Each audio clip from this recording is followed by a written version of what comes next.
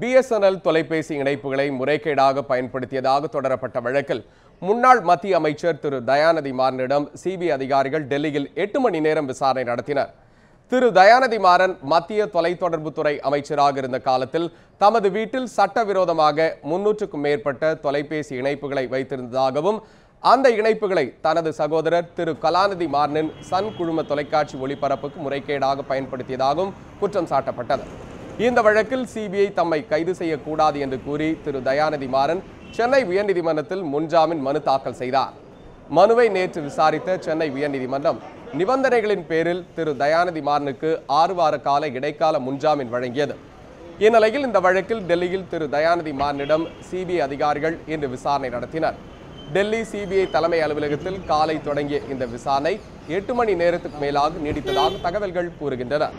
100க்கும் மேற்பட்ட கேள்விகளை திரு தயாநிதி மாறனிடம் சிபிஐ அதிகாரிகள் கேட்டதாகவும் விசாரணை நாளையும் தொடரும் என்றும் கூறப்படுகிறது.